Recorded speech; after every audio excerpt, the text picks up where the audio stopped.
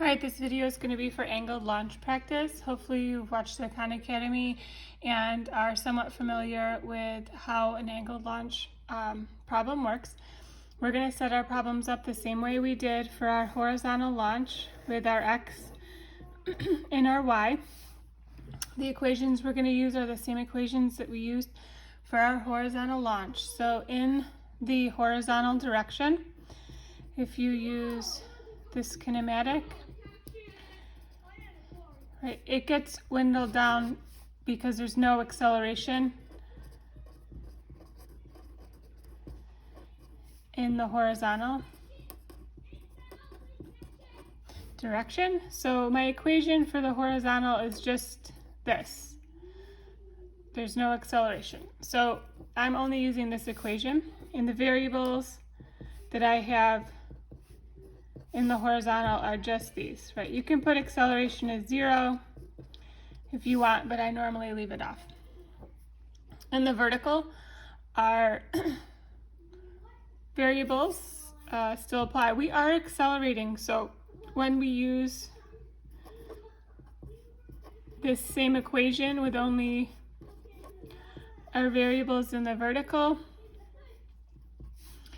we are going to have an initial velocity now, so we cannot cross that off. The other equation that we can use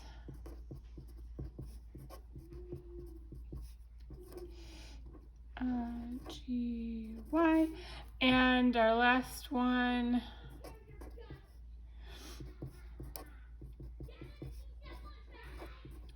all right. So we are not going to be able to make these smaller this time because we will have some initial velocity for each of our launches. But for an angled launch, I have some initial velocity that's on an angle, and my projectile is going to go in a parabola shape like this. So there are a few things to note. When I'm at the highest point here, at the highest,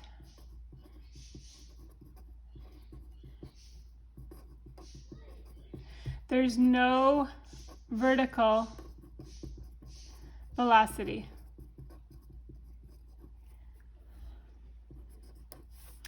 Also, we've gone half our time.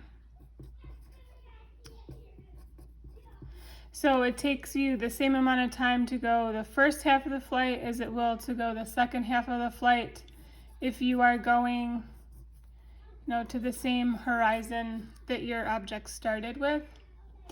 Another key thing to remember, and also like a hidden variable that you can pull, is just like when we had our projectile that we threw up, right, at the top there was no velocity and it took half the time, and then when it came back down, right, that was a full flight.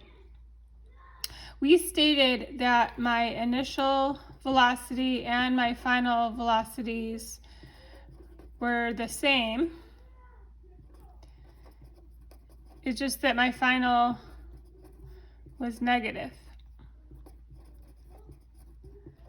of my initial. So if I throw this up at 5 meters per second, it goes up, 0, and then it comes back down. It's going to come back down and reach my hand at negative 5 meters per second. So there are some hidden variables in the word problems that you can use these two pieces of information, right, along with what's provided for you in the word problem. So let's take a look at our first one. Our first word problem says, a baseball is thrown at an angle of 25 degrees relative to the ground at a speed of 23 meters per second. So here's where my vector resolution comes in handy. So I am going to resolve my vector here, 25 degrees, 23 meters per second. So my vector has a horizontal component. It's a velocity in the horizontal, and it also has a component in the vertical, my velocity in the vertical. So if you remember from a few weeks ago when we resolved our vectors, right, if this is my angle here, I want to take a look at cosine, and then opposite is going to be sine. So sine theta is my opposite over my hypotenuse. We're looking for my opposite, so I'm going to multiply both sides by hypotenuse. So in this case, my hypotenuse is the initial velocity total, my hypotenuse. Sine of my angle gives me my initial velocity in the vertical direction. For this part down here, I've got cosine theta adjacent over hypotenuse. Rearranging my equation, hypotenuse cosine theta gives me my adjacent. And in this case, it's my initial velocity, my total initial velocity. Cosine of my angle will give me my initial velocity in the horizontal. Right, I say initial, but I can leave that off because there's no acceleration in the horizontal still, and so there's no change in this velocity. So my horizontal velocity will always be this. On your, on your equation sheet, I think it reads velocity in the vertical is equal to a velocity initial sine theta. It's the last two equations in the first box on your equation sheet. I should not do this in Sharpie. Cosine theta. So that's the last two equations on your equation sheet. The horizontal will always be cosine, and the vertical will always be sine. All right, so we should figure out what this is.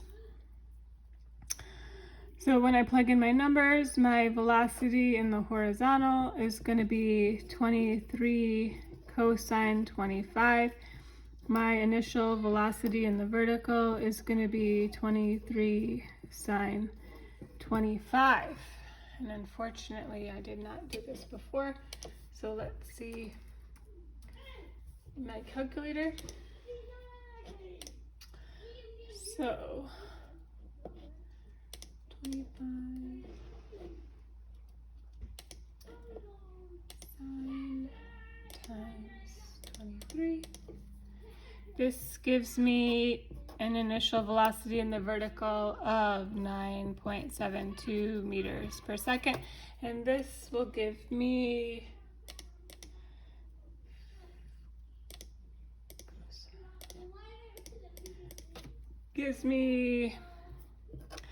a velocity in the horizontal of 20.85 meters per second. So one difference about these variables here is that last week we only had an initial velocity in the horizontal direction. This week we have an initial velocity in both directions, and we're going to have to resolve our velocity vector into its horizontal and vertical components to get that information. So always given to you in the vertical direction is your acceleration due to gravity or your free fall acceleration. All right, let me continue reading this problem. All right, if the ball was caught 42 meters from the thrower, so if my thrower is here and it was caught over here, my horizontal displacement in this problem is going to be 42. My range is another way to say my horizontal displacement, so I'm going to put 42 meters here. And it asks for what's the initial vertical velocity. We did that. That was A. And the initial horizontal velocity, we already have done that too. How long was it in the air and how high did it go? So we are looking for our height and our time. Right, our time is the same in both directions. So some other information you can put in here. I know that my velocity at the top is going to be equal to 0 meters per second. and I know my final velocity in the vertical direction is going to be negative 9.72 meters per second. So even though these were not given to you in the word problem, they will always be true, right? At the top, my velocity will be 0 in the vertical direction only, and my final velocity will be my initial velocity, but negative. All right, so we can actually solve for, with all these variables, we can solve for time on either side. I'm going to do this side just because it's easier. Our equation is small. So I'm going to take a look and do that using our vertical, or excuse me, our horizontal. But again, there's enough information if you wanted to do it in the vertical. So I'm choosing to do it in the horizontal. So x is equal to v times t. We're looking for t, so I'm going to divide both sides by v. My horizontal displacement is 42, and my velocity we figured out to be, I'm going to round it to 21, giving me a time of 2 seconds. So this is part C.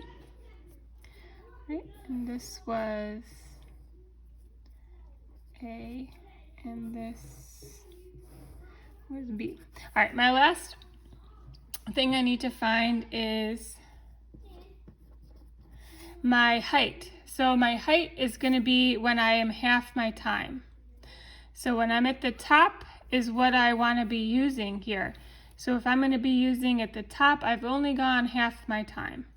So I can actually pick any either of these equations that have y in there.